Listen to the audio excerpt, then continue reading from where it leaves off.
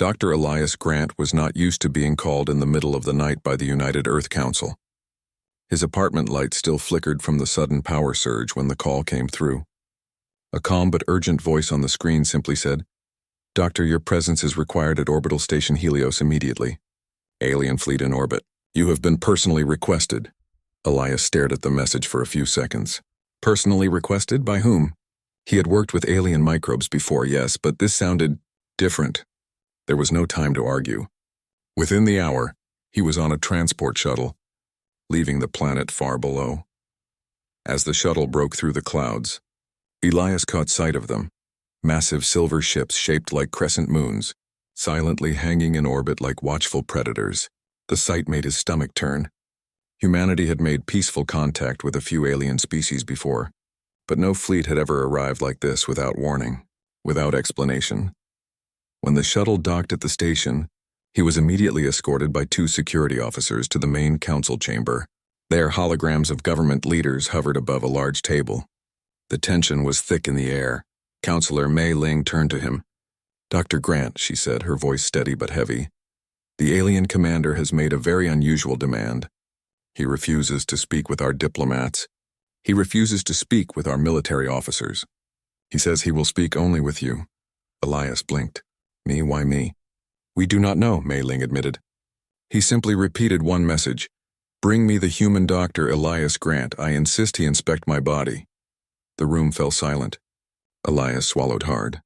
This sounded like no normal diplomatic request. "So this alien wants a medical examination?" "Yes," Mei Ling said. "And we fear the situation is urgent. His fleet is fully armed, but they have not attacked. If this is some kind of test, we cannot afford to fail it." Elias nodded slowly. "Then I'll go," he said, surprising even himself with how quickly he agreed.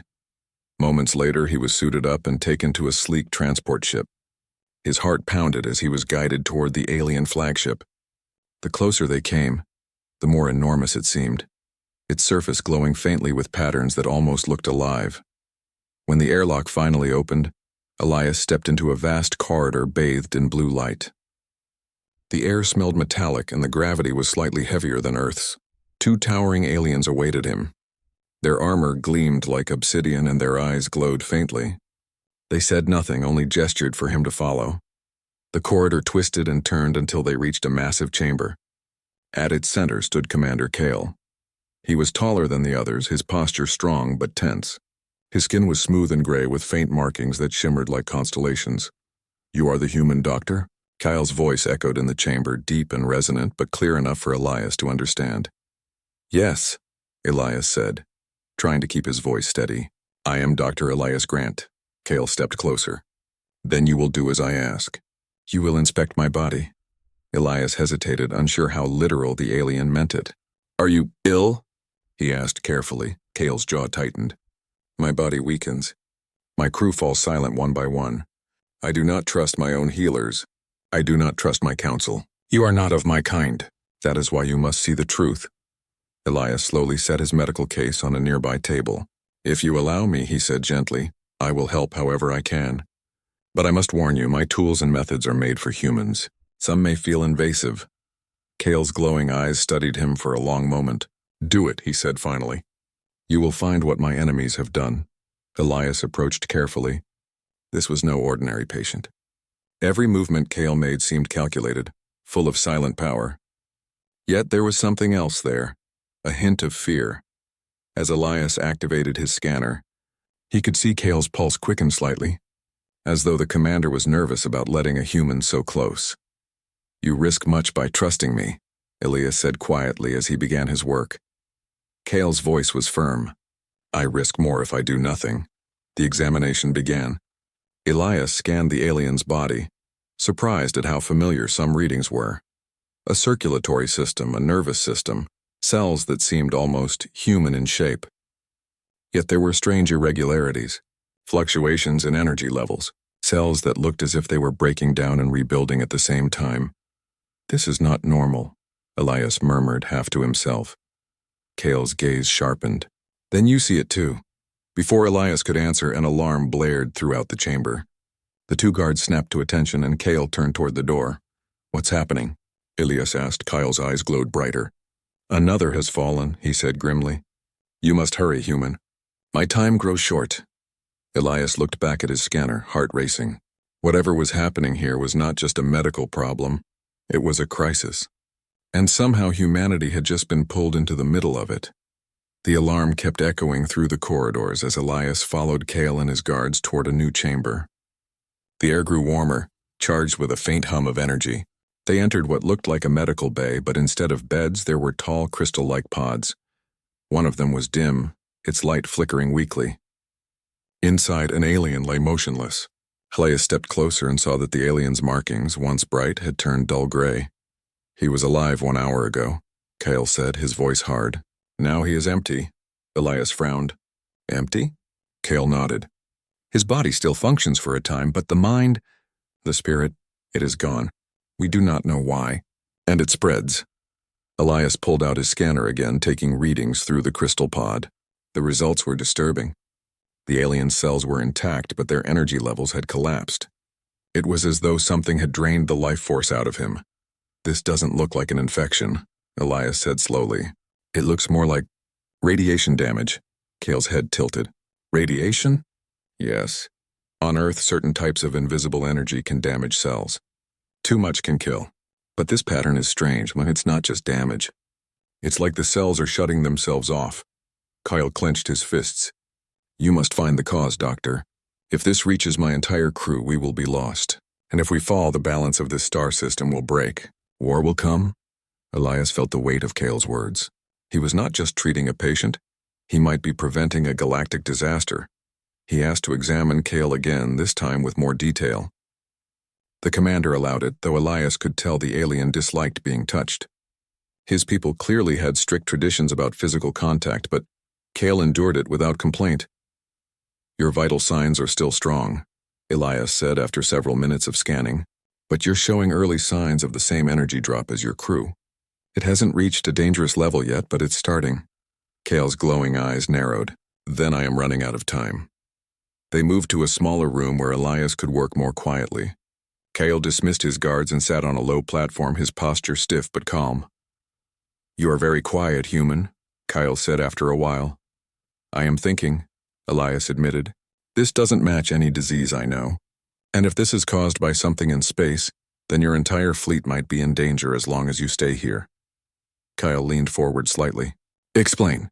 Elias brought up a holographic model from his scanner. These energy patterns, they are very close to what we use in human starship engines. Our ships emit a certain radiation when traveling at faster than light speed. Maybe your species is vulnerable to it. Kyle's jaw tightened. You are saying this is caused by humans? Elias raised a hand quickly. Not on purpose. Our technology might be harmless to us, but dangerous to you. If we can confirm this, we can find a way to protect you.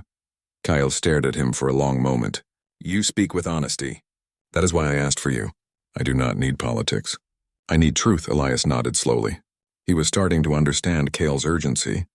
This commander was carrying the weight of an entire fleet, maybe an entire world on his shoulders. Just then, the medical bay doors opened, and one of Kale's officers entered. His markings were brighter than Kale's, but his expression was tense. Commander, the officer said, another pod has gone dark. This is the 5th in 2 days. Kale rose immediately. Strengthen the barriers around the pods. Do not allow anyone near them except the doctor. The officer bowed slightly and left. Elias could feel the pressure building. Every minute they delayed, more lives were lost. He looked at Kale. I need samples. Blood, tissue, anything from you and your fallen crew. If I can compare them, I might find the exact source. Kale hesitated but finally extended his arm. Elias carefully drew a sample, using his portable analyzer. The results appeared quickly, and what he saw made him pause. There was a faint but distinct pattern in Kale's cells. A pattern Elias had only seen once before, in human DNA. This is impossible, Elias whispered. Kale noticed his expression. What did you find? Elias hesitated. You have something in your body that looks very close to human genetic material. I don't know what it means yet, but it might be why my species' technology is affecting you. Kale's glowing eyes seemed to burn brighter. Then perhaps our destinies are more linked than we believed. Before Elias could answer, a loud crash echoed through the ship. The lights flickered. Kale stood, his body tense. "That was not an accident," he said grimly. "Someone does not want you to find the cure." Elias's stomach dropped. It was no longer just a medical crisis. Someone on this ship wanted them to fail. The ship shook as another crash echoed through the corridors. Elias stumbled, barely keeping his analyzer from falling. Kale's voice was sharp. "Stay close to me." He moved quickly, leading Elias through the corridor as the lights flickered red. Guards rushed past them, their armor glinting under the emergency lights. The air smelled faintly of smoke now, and the hum of the ship's engines had grown louder, like a heartbeat running too fast. "What's happening?" Elias asked, breathless. "Sabotage," Kale replied grimly. "Someone struck the power relay near the medical bay. If the containment fields fail, the pods will be destroyed." Elias's stomach turned. "Those are your sick crew members?" "Yes," Kale said, his jaw tight. "Whoever did this does not care about saving them." They reached the medical bay just as a group of engineers worked to stabilize the power grid. Sparks flew from a damaged panel, and the floor vibrated with every pulse of the failing system. "Hold it steady," one engineer shouted. Kale barked an order in his native tongue, and more guards arrived, forming a perimeter around the room. Elias quickly checked the pods. To his relief, they were still intact, though the lights inside pulsed weakly. "They are holding," Elias said, "but not for long. If the energy drops further, they will all shut down." Kyle turned to his officers. "Find the one who did this," he commanded. "Bring them to me alive."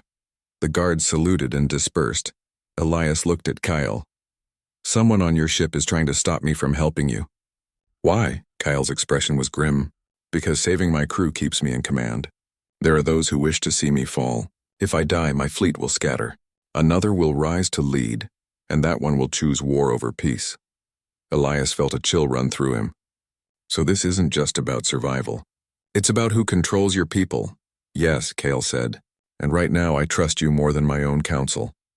Elias wasn't sure whether to feel honored or terrified. He had come here as a doctor, not a politician, but now he was standing in the middle of an alien power struggle. When the engineers finally stabilized the system, the room quieted. Kale turned back to Elias. "You must continue your work," he said. "I will make sure no one interrupts you." Again, he posted 2 guards at the door and ordered them to allow only Elias to enter or leave. Elias sat down at a console and began running the samples he had collected earlier. He worked in silence for a long time, comparing the genetic material of Kale and the fallen crew. Slowly, a pattern emerged. The energy levels were dropping faster near certain frequencies very close to those emitted by human starship drives. The discovery made his heart sink. Kale approached quietly. "You have found something?" "Yes," Elias said, showing him the results. "This proves it. The radiation from human ships is accelerating the breakdown in your people's cells. It's not killing them directly, but it is triggering something inside them to shut down." Kyle studied the projection carefully. "Then it is true." "This place is poison to us," Elias nodded. "If you stay here too long, your entire crew could be lost." Kale's face was unreadable for a moment, then he said, "I cannot leave. Not yet. There is something in this system that my people came to recover. If we turn back now, everything we have fought for will be wasted." Elias hesitated. "Then we need another option. I think I can create a treatment that blocks the radiation's effect on your cells, at least temporarily. But I'll need more time and more data." Kyle's gaze was steady. "You will have it." Before Elias could speak, one of the guards rushed in. "Commander, we found the saboteur." 2 more guards entered, dragging a smaller alien between them. His markings were faint, as though dimmed by anger or shame. Kyle stepped forward. "Why?" he demanded. The alien hissed in their native tongue, but Elias's translator caught enough to understand. "Because you are weak. Because you trust an outsider. Better we all die than let a human decide our fate." Kale's jaw tightened. "Take him to the brig," he ordered.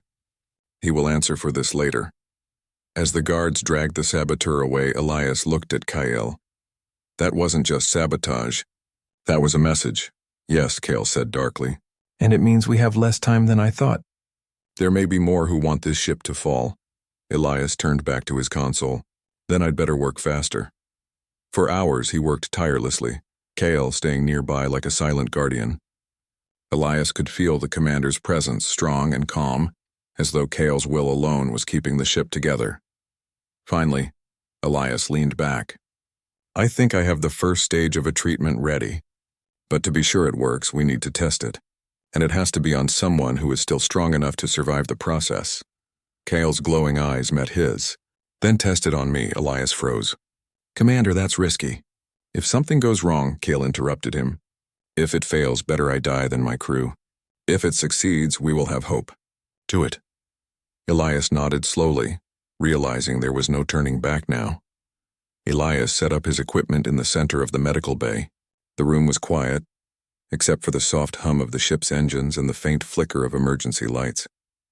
Kyle sat on the platform, his posture rigid but steady, eyes glowing softly as he watched Elias prepare. This treatment is experimental, Elias said carefully. I have never tried it on your species before. There is a risk. You could fail to survive it. Kale's expression was calm, but Elias noticed the tension in his shoulders. If I do not try, my people will die. I accept the risk. Elias swallowed and nodded. He injected a tiny sample of the serum into Kyle's arm, then connected his scanner to monitor every cellular response. The alien's body shivered slightly, and Elias could see faint pulses of energy moving through his veins. Stay still, Elias said. I need to watch your reactions closely. Kale closed his eyes for a moment, then relaxed, trusting the human beside him. Minutes passed like hours. Elias carefully adjusted the dosage, monitoring how Kale's cells responded to the serum. Slowly, the decline in energy that had threatened Kale's life began to stabilize. The readings on the analyzer grew steadier, and the once flickering patterns in Kale's cells became more regular. It's working, Elias whispered, relief flooding him. Your cells are adapting. Kyle opened his eyes and gave a small nod. Then perhaps your species is truly remarkable. Elias felt a flush of pride, but he did not have time to celebrate. A loud klaxon suddenly rang out across the ship, startling both of them. Alert! Intruders detected in the lower decks. One of the guards shouted. Kyle stood immediately. They have come for me. Elias followed, carrying his equipment as Kale moved with surprising speed. They reached the command center, where holographic displays showed multiple ships surrounding the flagship. The rival faction Kale had suspected was here, and they were attacking. Human, Kale said urgently. I cannot lead while untreated. You must finish the procedure while we hold the ship. Elias nodded, setting Kale back on the platform. We can do this. Just stay steady. He reconnected the serum, adjusting it to accelerate the stabilization. Kale's cells began to strengthen, their energy flowing more steadily through his body. Elias worked with precision, aware that any mistake could kill the commander. Outside the command center, alarms blared as the alien crew prepared for battle. The hull shook as weapons fired and shields flared against incoming attacks. Sparks flew from damaged consoles. Kale's voice, calm and commanding, echoed over the intercom. All personnel, hold your positions. Protect the medical bay. Elias glanced at Kale, who was fully focused despite the chaos. Your discipline. It's incredible, he said quietly. Kale gave a faint smile. Discipline is what keeps a fleet alive. Suddenly, the lights in the medical bay flickered dangerously. Elias's heart raced. The power fluctuations could ruin the serum. He shouted. Kale gripped the edge of the platform. Do not stop. I trust you. Elias worked quickly, stabilizing the serum and recalibrating his scanner. The energy readings returned to normal, and Kale's cells continued to absorb the treatment. Slowly, the weakening that had threatened his life began to reverse. Then one of the saboteurs from earlier broke into the room, weapons raised. The guards moved to intercept, but Elias froze for a second.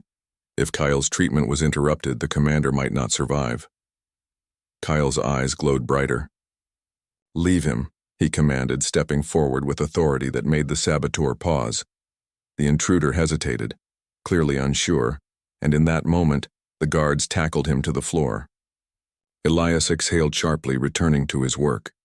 Minutes stretched on as the battle raged outside. Elias adjusted the serum's flow and monitored the energy patterns, carefully guiding Kale's cells back to full stability. Slowly, the commander's pulse grew stronger, his energy brighter, almost glowing like the stars reflected in the ship's hull. It's working, Elias said again, this time with more certainty. Your body is stabilizing. The treatment is holding. Kale opened his eyes fully and smiled faintly. Then humanity has saved me. And my fleet. Elias allowed himself a small smile, though he remained vigilant. It's not over yet. You still need protection until your crew is fully restored. Kyle nodded. Then we fight together. Your knowledge and my command. That is our strength. Outside, the battle was beginning to turn. Kale's crew, inspired by their commander's survival, fought back with renewed courage.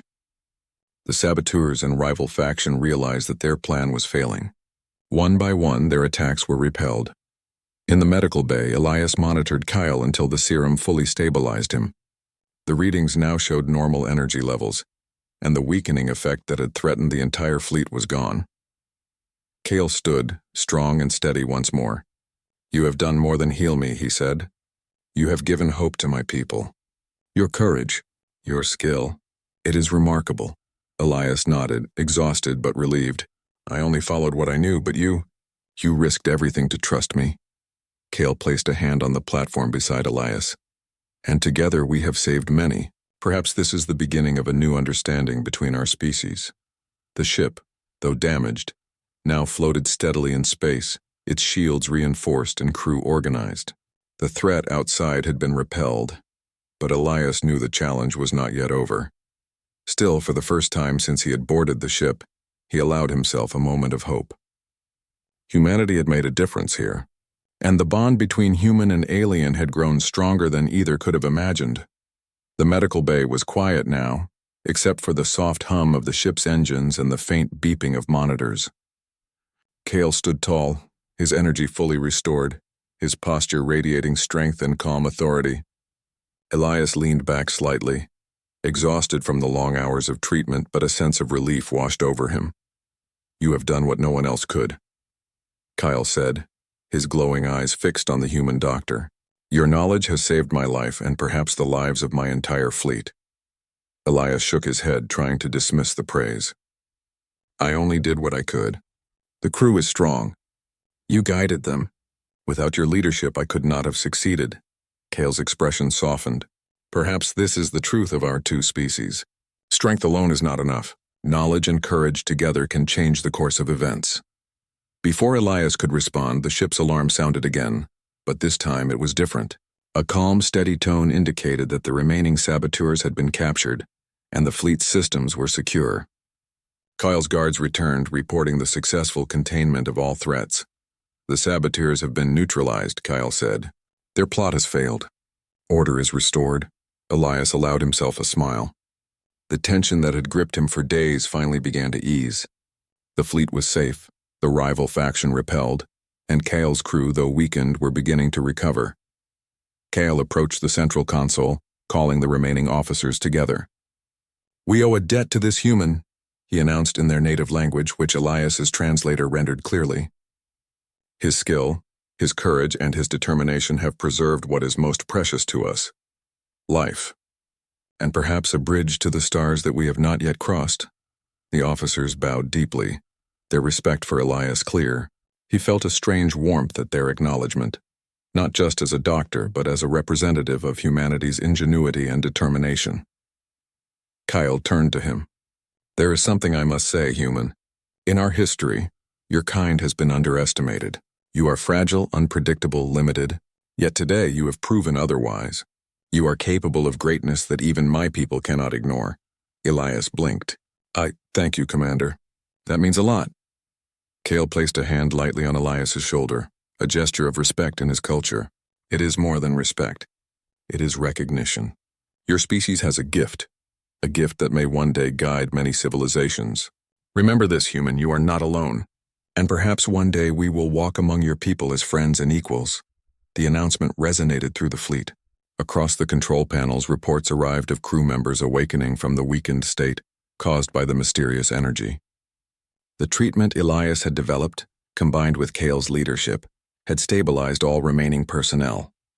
One by one, pods lit up again, their energy glowing steadily. Elias stepped back, allowing Kale to oversee the process. It was a humbling sight. The alien crew, once on the brink of collapse, now standing tall, their bodies and spirits renewed. Kale's voice echoed in the central chamber. Prepare to depart. We return to our homeworld. But know this. Humanity has earned our gratitude, our respect, and our alliance. Your actions will be remembered. Elias watched as Kale's fleet powered up, the engines glowing brighter than before. He felt a sense of awe, not just at the technology, but at the trust and cooperation that had formed between two very different species. Do you think they will come back? Elias asked quietly, almost to himself. Kale turned his gaze toward Earth, visible through the ship's reinforced viewports. Perhaps, but not as conquerors. They will return as allies, and your species will be ready, because you have already proven what you are capable of. Elias smiled, feeling a warmth of pride he had never experienced before. Humanity had been underestimated, but in this moment, they were recognized as something remarkable, intelligent, courageous, and compassionate. Kyle placed a hand on the console, looking out at the stars. The galaxy is vast. Many challenges await, but humanity has shown the spirit to face them. That is something we will never forget. The fleet began to move, leaving Earth's orbit behind, their sails of light glimmering against the backdrop of stars. Elias stayed on the flagship for a moment longer, watching the commander's careful coordination, the respect and loyalty of the crew, and the quiet power of a civilization restored to balance. When the human shuttle arrived to take him back to Earth, Kale approached one last time. "Dr. Grant," he said, his voice calm and firm, "remember that your actions today will shape more than the fate of my people. They will shape the future of interstellar relations. Humans are stronger than many believe, and that strength, that courage, may one day save countless worlds." Elias nodded, humbled but determined. "I will remember, Commander, and I will do what I can to honor it." As he left the flagship, the stars stretched endlessly before him. Earth seemed small beneath the vastness of space, yet in his heart, Elias carried the proof that humanity could rise to challenges far greater than any one world.